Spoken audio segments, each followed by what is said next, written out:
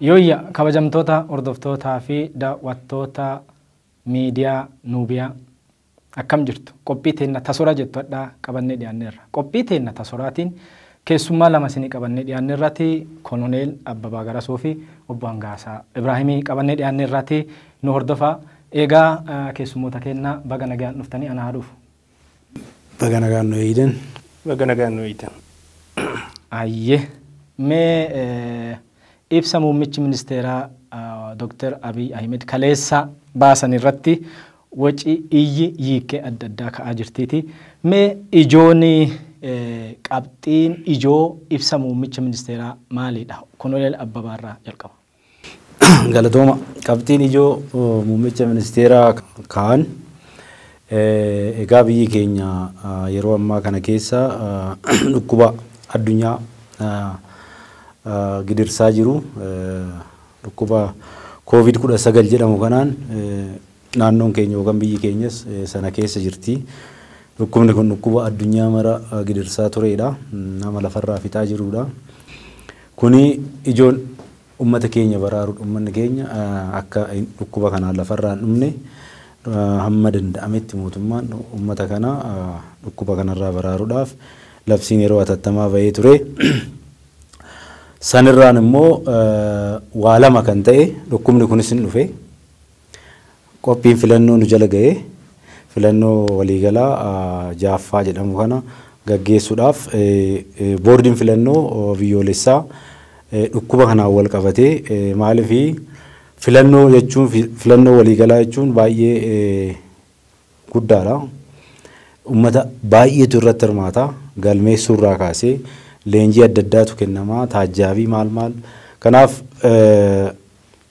meeshaa sosochoosu akka biyyaatti kun dhukkuba ammaa kanaa wajjin wal qabate mircaa boordiin yookaan boordiin filannoo biyyoolessaa hin danda'u jedhee qaama seeraatti dhiyeessee mana maree bakka bu'oota ummataatti dhiyeessee sun immoo irratti ilaalamee filmaata 4tu dhiyaate mootummaan immoo waan kana qorachiisee filannoo 4 dhiyeessee filannoo arfan sana irratti paartileen siyaasaallee irratti affeeramanii bakka muummichi ministeeraa jirutti mari'atanii filannoo arfan dhiyaate keessa hiikaa seeraa gaafachuu kan jedhu mana marii federeeshiniitiif dhiyaate hiikaan seeraa irratti haa kennamu maaliifi mootummaan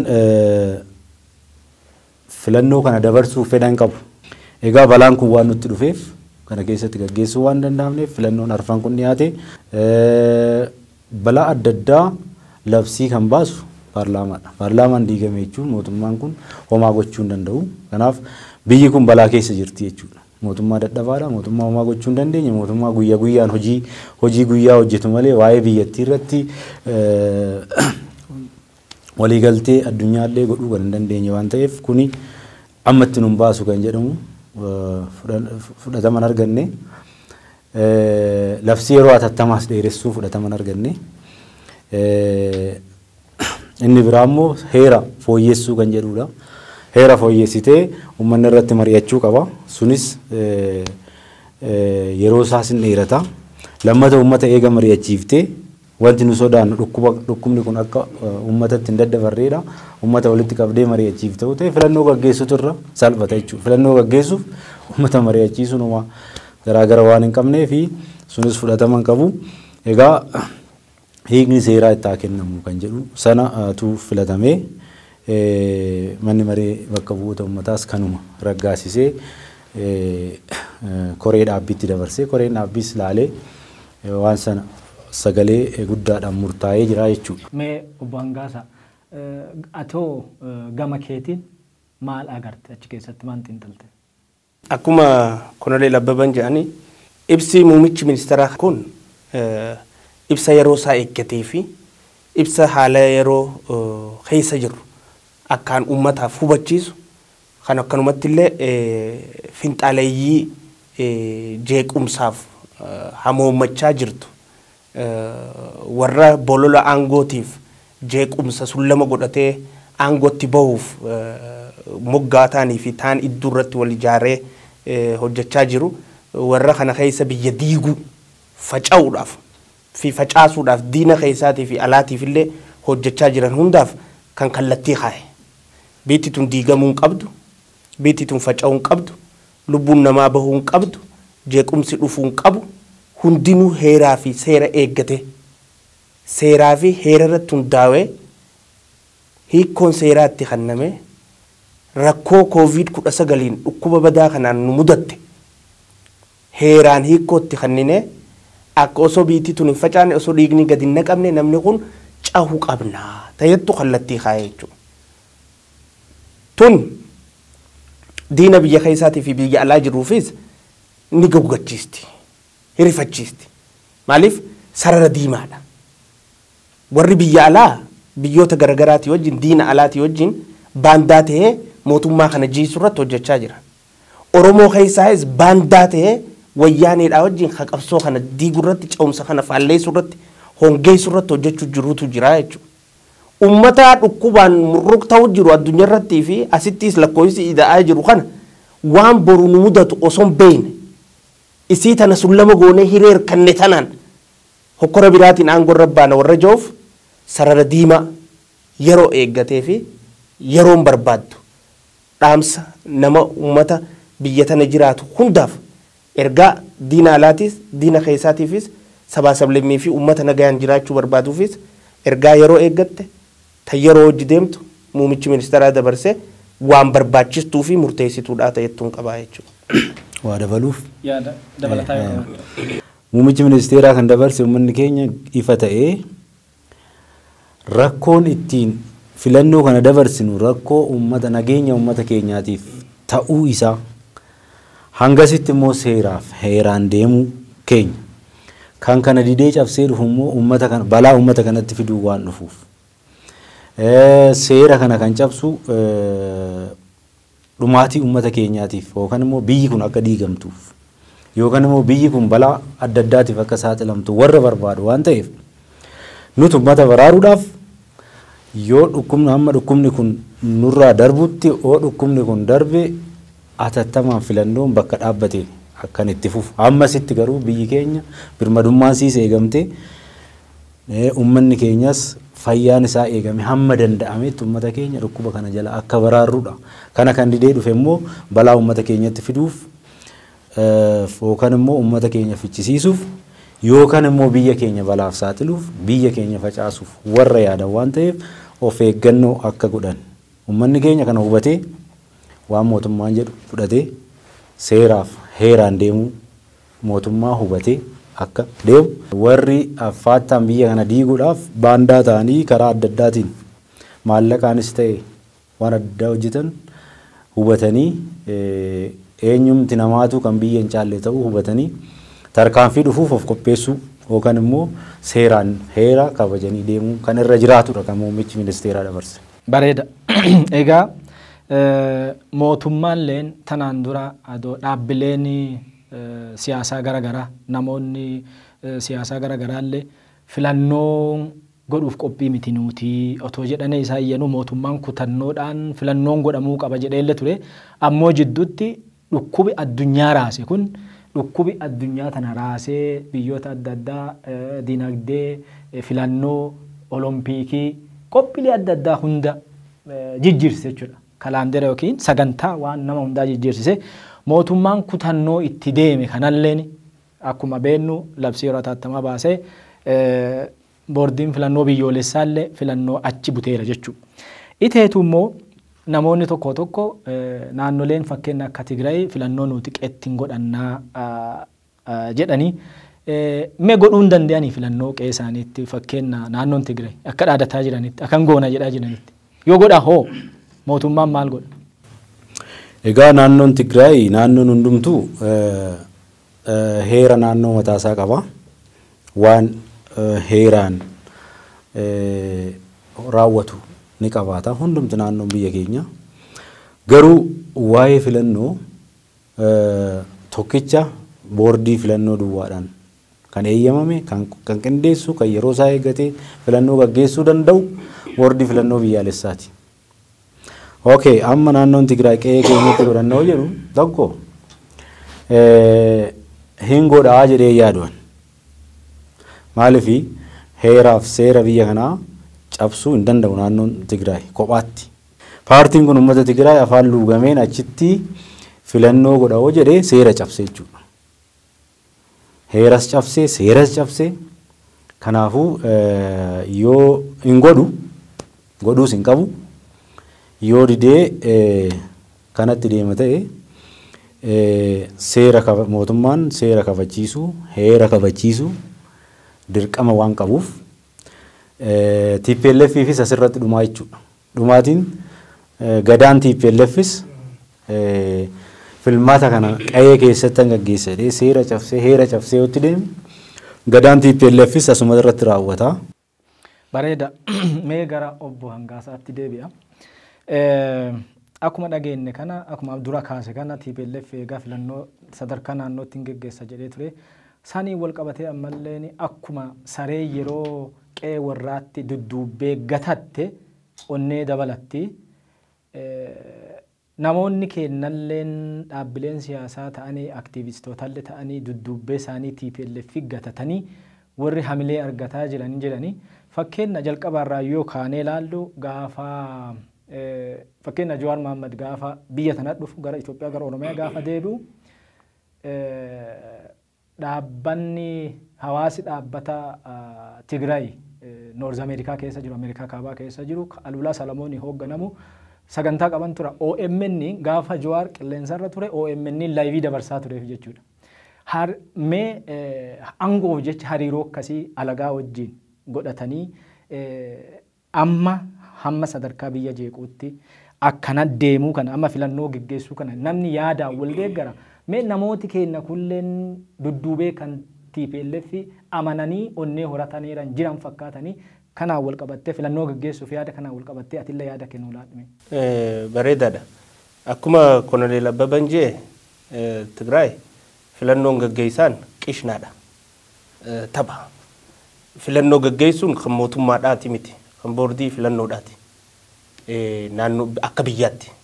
Naannottis gizee filannoon geggeeffamu boordiidhaatu waan barbaachisu hunda raawwatee kan biyyoolessaa faana deema. Amma san bira dabranii isaan ni goona jechuun istirateejii jeequmsaati malee ni godhanii ta'ettu hin qabnu miti. Jeequmsa uumuudhaaf. Maaliif atteenshina mootummaadhaa gara dhukkubaarraa adda hirachuudha. Fakkeenya Ijiptii yoo fudhatte hidha bishaan Abbaay irratti atteenshina mootummaa gama tokkoon irraa fuuti. Wayyaaneen yoo fudhatte filannoon geggeesseetti asii yaa'ii gooti. Finxaalayyiin baandaan teenya takka Jawaar Mohaammed faadhaa fi isaaniin hoogganamu kun warri Ijiptii irraa fi Wayyaanee irraa maallaqa fudhatee obboleessa isaanii ganan kunis asii ganda keessaa yaa'ii godhanii obboleessa gananii qabsoo Oromoo tan milkiidhaan xumuramte tana kasaaraa keessa galchuudhaaf hojjechaa jiran. Tun divide attention mootummaadhaa gargar qoodanii mootummaa tana laaffisuuf waan isaan hojjechaa jiran. Ittiin milkaa'anii hin milkaa'an. Filannoo tana ni gaggeessiti hin gaggeessitu. Akkuma Koloneel Abbaban jee yoo filannoo kana ni hin gaggeesseetti awwaalcha TPLF ta'a. Mootummaan dirqama qabaa jechuudha biyya tana akkan diigamne tiisu seenee biyya san nageesii heerasii kabachiisu mootummaan dirqama qaba. Tanaaf awwaalcha TPLF ta'a. Yoo goote ni gooti ta'ettu hin qabu beeka. Tasanii alaa immoo mootummaan kun gara bal'ina isaa garree jira. Obsa mootummaan kun qabu garree jira. Hangam takka akkaanii fi dimokiraasii lafa qabachiisuudhaaf mootummaan kun hojjechaa jiru ijaan garree jira irra jiraanne. Keessattuu mootummaan kun nama maniin marfame je'ee sobu. Halubbuu nama 86 fixe obsee irra tarkaanfatee deemaa jira. Namoota yakka garagaraa shororkummaa garagaraa diinaa wajjin deemaa jiran irraa ibsirree isaa gorsaa deemaa ture. Beekamaadha jechuudha. Abbaa irree ta'uudhaaf fadhiis hin qabu mootummaan kun niyaas hin qabu dimokiraasii dhugaa san lafa qabachiisuuf hojjechaa jira. Tana keessa amma warri Oromoof qabsoofna jechaa turan kan dhaaboota gargaraatiin yaa'an hundinuu fi ammaas Jawaar Mohaammadis dabalatee jechuudha. Arra aangoon maqaan harkaan jirreef carraa arganne hundatti hiree aangoo if harkaan galchuutiif namni murruq ta'us dhukkubni nama kana fixuus namni yakka fadhe hojjetus biitti tun facaatus hiree nuti aangoo dhaquudhaa karaa nuu mijeessiti carraa nuti aangoo qabachuudhaati fi hirachuu tana nuu ballisti isii tanaaf ibidda shiduu qabna ta'etuuf godhaa jiran malee wanni godhaa jiran tun tan sirriin ta'in ta'eera cabsaa jirtu ta'u namni hundi ni beekaa jechuudha. Yoo filmaanni kun godhamuu dhabuudhaan qaamni kasaaru jiraate paartiin kasaartu jiraate paartii badhaadhinaati. Ta qophooyte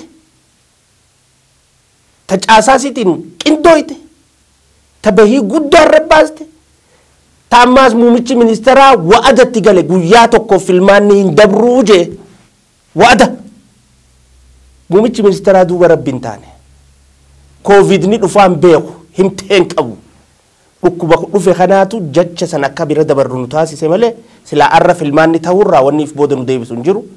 Akkuma Koloneel Abbabaa Garasuu reefuun tana jee mootummaan kun aantummaa uummata isaa dirqama biyya tana nagasii eeguudhaa dirqama uummata isaa kana balaa jalaa baraaruudhaa maqaa isarra jirtuuf bakka heerri cabe hundattu obsa fixatee jira. Heera kabachiisee seera kabachiisee uummata isaa dandamuun dirqama isaati. Tanaaf ammaasiif qopheessaa jiraasi humna gahaa qabaasi. Warri akka kana angoo qofa kaayoo godhatanii balaallee buute keessa angoo qabachuu akkasuma amma angoo qabachuufu sila yoo uummati jiraate yoo fayyaa uummanni fayyaa qabaateedha angoo kan qabatan kan biyya bulcha uummata waan ta'eef namoonni bolola angoo kanaa fi jeequmsa labsaa jiran kunu jiraachuu isaanii hin barre jiraachuu isaaniitu covid kun dhukkubi kun koronaan kunu isaanuu qabina achuu isaan geena maaltu ta'a hangasittuu waan jedha. Fayyaa uummataatiif nageenya uummataatiif biyyaa fi hin cinqamnee jechuudha. Ammoo filannoo isaanii tokko mootummaa ce'umsaa gaggeessaati nulla angoo qabannaa yookiin angoo nuu qoodaa malee fulbaana 30 geessanuu akka filannooletti warri dhiyaatanii hin jiranii mootummaa ce'umsaa kana hundeessanii angoo tanallee argachuu hin danda'anii mootummaa ce'umsaa hoo fala ta'aa fi maafi mootummaa ce'umsaa kanarra irraanme Koloneel Abbabaa irraa jalqaba. Duraan dursuma mootummaa ce'umsaa jechuun maaliin akkamitti dhufa mootummaan ce'umsaa jennee ilaalle mootummaa ce'umsaa kanatti fiddu sirni tokko hundi irraa diigame akka sirnaatti dhabama ta'e sirna sana kan bakka bu'u paartii adda addaa irraa walitti fa'ee mootummaa ce'umsaa kan yeroo kan waggaa tokko ta'uu danda'a waggaa lama ta'uu danda'a amma filmaanni gaggeeffame mootummaan uummataa dhaabbatutti kan tursudha. Yoo hundeerra diigamsi dhufee jechuudha. Amma kan jiru biyya keenya keessa sirni hin jijjiiramne. Heerri mootummaa sanaan bulaa jirra paarlaamaa sanumaan jirra. Riifoormiidha kan godhaa jirru. Riifoormii jechuun sirni kanaan dura biyya kana bulchaa ture sirrii miti. Uummattoota qoqqoodee rakkoo biyya kana balleessaa ture jira. Abaa'oo jedhee Oromoon akka mataa waliin qaban ciraa ture. Kanaaf sirni kun jijjiiramuu qaba jennee qabsootti namni hundi keenya iyyuu. Kanaaf ijoolleen abbaa gadaa adda dureen qabsaanii warra motora jijjiiramaa ta'an kun yoo akka EPRDFitti bakka sana qabannuun riifoormiidha kan godhan. Riifoormii jechuun sirnicha achumatti jijjiiru riifoormiidha kan godhamaa ture. Kana keessatti mootummaan ce'umsaan barbaachisu kan barbaachisu yeroo isaa eeggatee filmaanni godhamudha. Filmaanni godhamuu keessatti immoo rakkoon filmaata godhuu nu mudanne. Rakkoo filmaata godhuu kan nu mudate dhukkuba uumamaan dhufee warri miisaayila qaban warri nikuleera qaban dadhaban uummanni isaanii akka baalaa harca'aa jiru warra akka Ameerikaa fudhattee ilaaluu dandeessa. Awurooppaa biyya adda addaatti uummanni akka baalaa harca'aa jiru yeroo kana keessatti filmaata godhuun hin danda'amu. Uummata keenyatu dhumaa isa dura uummata keenya baraaruudha. Sanaaf immoo seeraan deemna heeraan deemna. Heera alatti taayitaan hin jiraatu.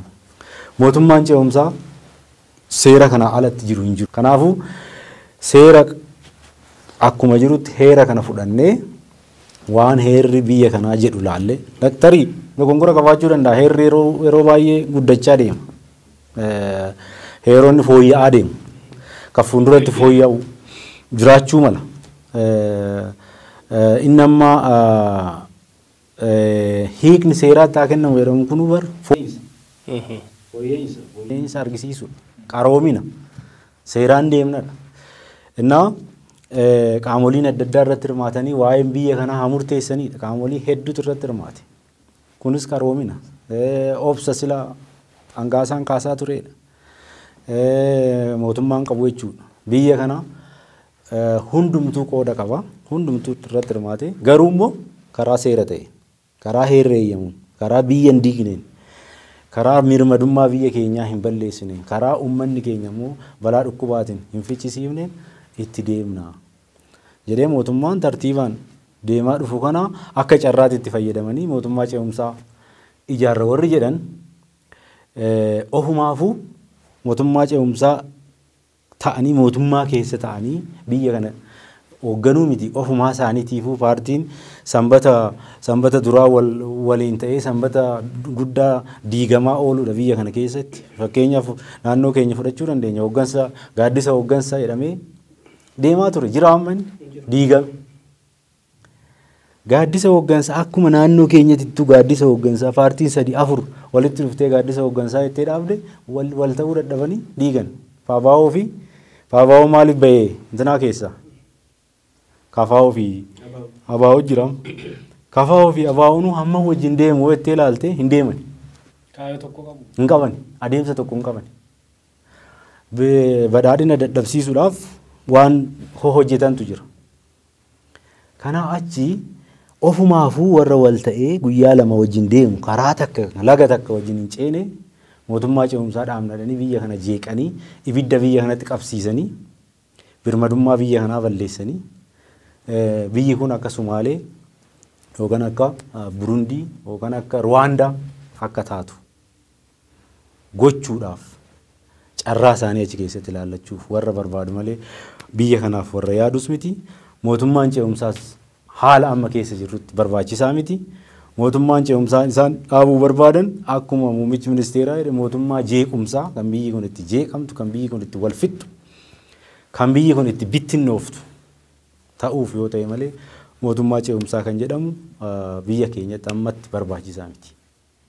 Dansa bangaasa gara kee dhufa kanuma qabxuma kanarratti akkuma kanaan dura barame mootummaan tokko yoo jijjiirame akkuma kunuleen jedhan mootummaan tokko yoo jijjiirame waan sirna duraan jiru isa hunda balleessee sirna haaraa ijaarrata kana barame jechuudha.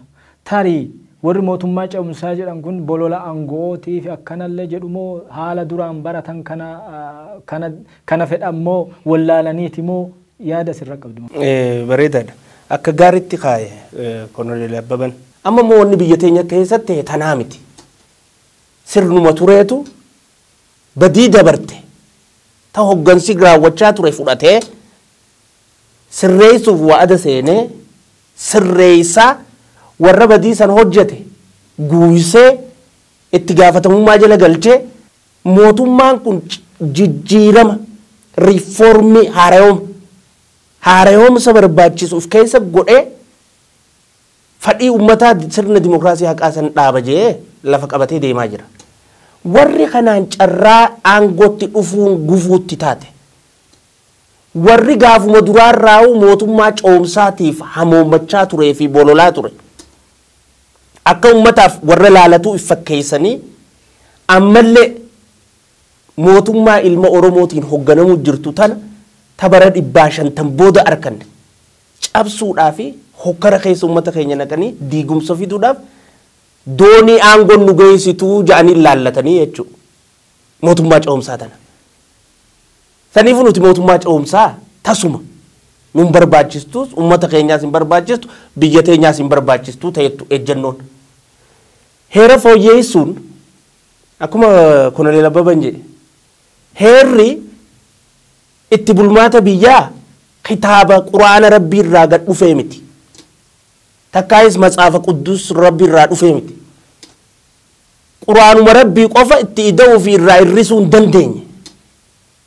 Warra jecha rabbiiti gaafa. Heerri immoo fooyya'aa deema. Rakkoo amma nu mudatteef heera haaraa fooyyeessinee itti godhachuun yoo rakkoon akkanaa fuuldura ama kudhan booda ama 15 booda balaan akkanaa nu mudatte hiikoo heeraa qabaannaa jechuudha. Hanqina arra heerri keenya qabu guutachuu dursamoo hiree hanqina heera keenyaa kanaan biyya diinee nama jeesisisnee reefka lakkooynee aangoo bahuutu dursa. Hanqina heerri keenya qabu akka hanqinni kanaa nutti hin deebine guutachuutu biyya tanaaf dawaadha. Kana ammaa seeraa fi seerarra dhaabbatamee godhama. Saniifuu warri mootummaa coomsaa jiru kun beelaa fi dheebuu duroomuudhaa, ta'aangoodhaa, ta'inaaffaadhaa, tan maaliif biitti tunna harkan taane jechuudhaati malee osoo har'a masaraa keessa isaan jiranii isaanillee heera irruu kanaa guuttannuu rakkoo tana keessaa bahuudhaaf ja'aniituma karaa muumichi irra deemu kanarra deeman malee mootummaa coomsaan ja'an silaa har'a mootummaa keessa jiraatanii.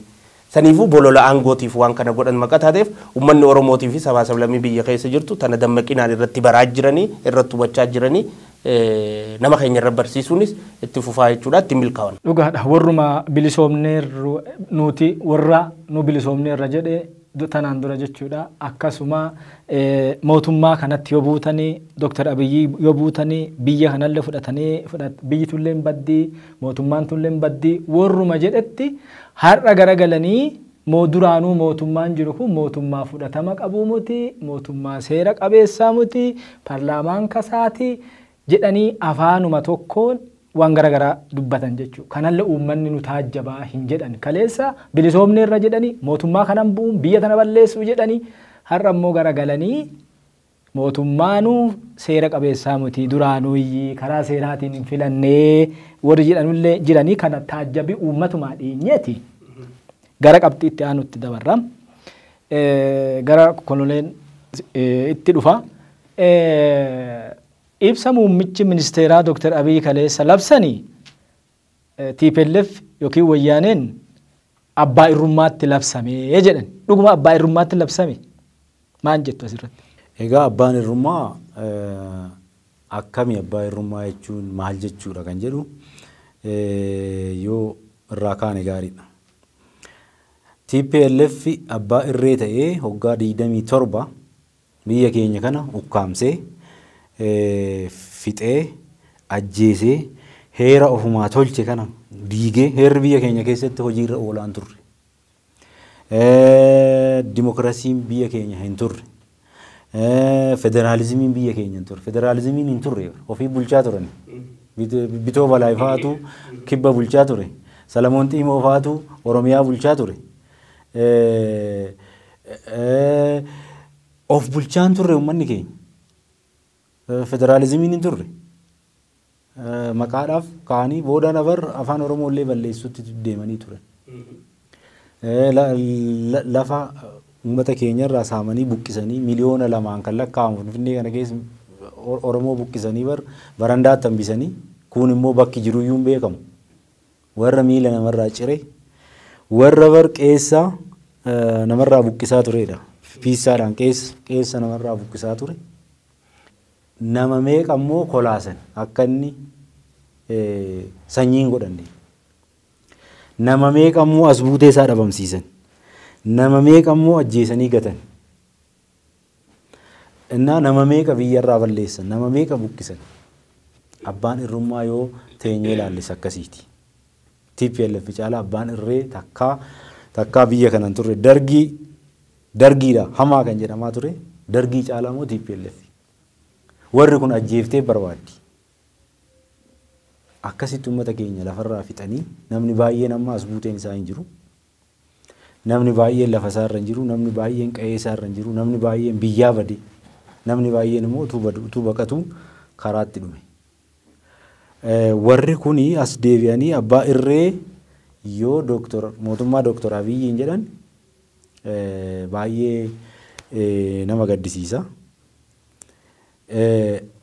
Dr. Abiyyi labsiin inni yookaan ibsi inni kenne seeraaf heera kabajnee akka seeraatti adeemnu akka heerri keenya jedhetti adeemnu biyya keenya immoo balaa adda addaa irraa haa baraarru uummata keenya dhukkuba irraa haa baraarru birmadummaa biyya keenya haa eegnu sanarra darbee kan dhufe biyya diiguudhaaf uummata keenya fixuudhaaf waan ta'eef hin eeyyamnu obsaan hin ilaallu jedhe sirriidha.